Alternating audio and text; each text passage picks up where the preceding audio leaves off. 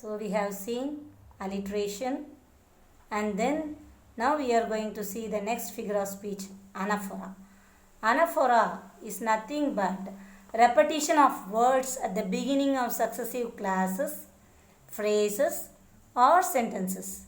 So repetition of words, not the point here, repetition of words.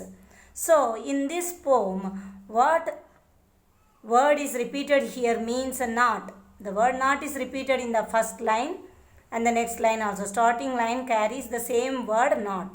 Not hurrying to nor turning from the goal. Not mourning for the things that disappear. So here anaphora is employed. Now we move to the next figure of speech, oxymoron. Oxymoron, it's very easy to identify because appearance of apparently contradictory terms in conjunction. So opposite sense, the words with opposite sense are used in the same line. In this poem life, see here, over rough or smooth, the journey will be joy. So rough and smooth, both contradictory characters. The opposite meaning of rough is smooth. So the opposite sense, a word which has its opposite sense in the same line is called oxymoron. So appearance of apparently contradictory terms in conjunction is called oxymoron, and in this poem also this figure of speech is used. Next we can see what do you mean by imagery. Imagery carries the word imagination.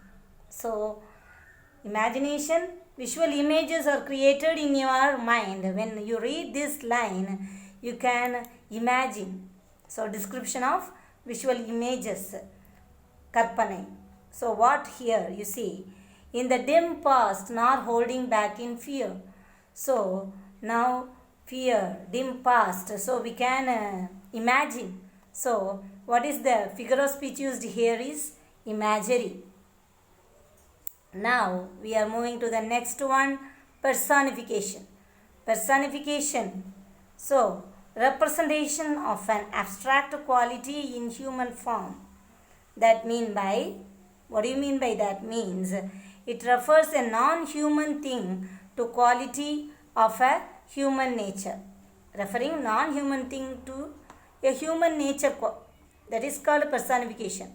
For example, what is used here means from what the future wails, but with the whole. So normally human person has the character of a hiding, but here what he is used means wails. I have already said the meaning of wails is to hide something from others.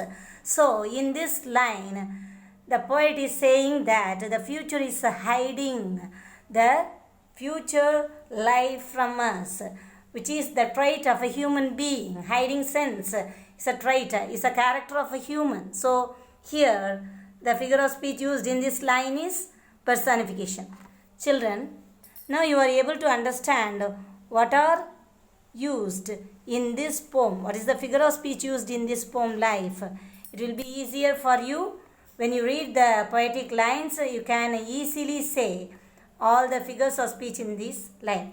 Alliteration is repeated in most of the lines, so you can see alliteration also. Then a rhyming scheme and rhyming words, I will say rhyming scheme, rhyming words.